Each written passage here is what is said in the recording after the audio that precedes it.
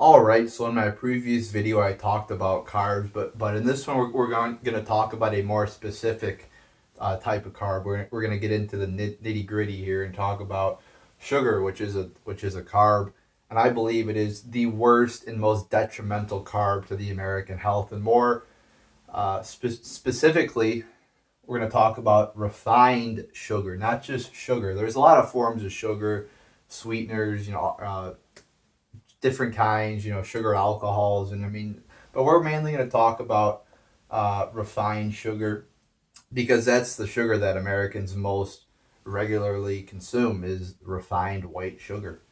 So we consume Americans about 150 pounds of sugar per year, which equates to about 185 grams of sugar per day. We were never meant to consume this much sugar. I mean, a little here and there, but I mean, to say 185 grams per day. Now, the World Health Organization recommends you consume about 5% of your calories from sugar, which equates to, I think it's about 25 grams of sugar per day, which actually, I usually don't agree with the government on health issues, but I think that's a pretty fair statement to say. And I always say, keep added sugar to a minimum. It's much better to consume sugar that's naturally found in foods like fruits. But even with fruits, though, you want to keep fruit consumption to a low. Maybe one apple a day, two bananas per day. You don't want to get out of control because that sugar content adds up fast. Most fruits are high in sugar. So you just don't want to consume fruit freely and think you're being healthy. You want to be eating more vegetables, which have basically zero sugar in them. So what do they do with refined sugar? I mean, you always hear sugar is made from the sugar cane plant, which is true, but they much like what they do with flour and wheat, taking away all the good nutrients and vitamins and fiber out of it. They do the same thing with sugar, leaving you with the sugar. Uh, and people might think, oh, brown sugar is better for you. Not really. I mean, the byproduct of refined sugar is that molasses. And with brown sugar, they'll put a couple of drops of molasses in there to make it brown, but it's basically just as bad for you. Maybe a little bit better, but not really. So that's why refined sugar is so good. I mean, the actual sugar cane plant has some benefits to it, has some nutritional benefits to it, but all those benefits are taken away through the refining process, just like all the nutritional benefits of wheat are taken away through the refining process that makes it just white flour.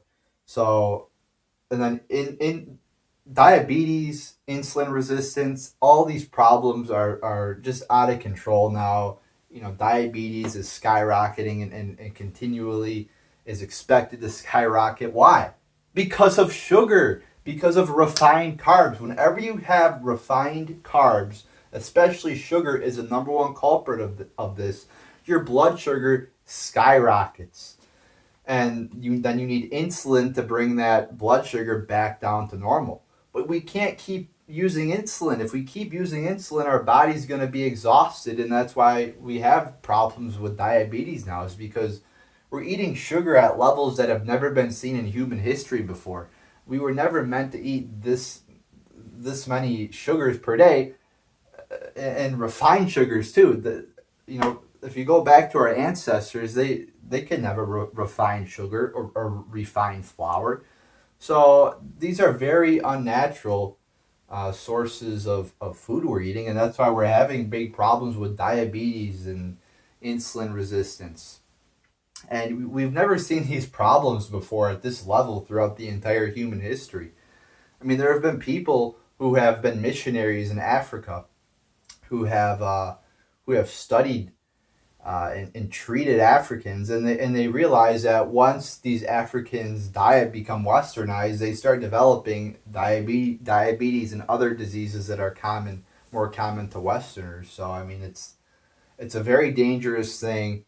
Diabetes, like I said, is expected to skyrocket, and we just keep consuming all this refined sugar. It's in every, soft drinks are just terrible. I see people drinking those like every day. I mean, just terrible for your health. No nutritional value pretty much whatsoever. So sugar, you got to watch out for sugar. I mean, you can consume it in moderation. Try to keep it natural, um, like what's naturally found in fruits.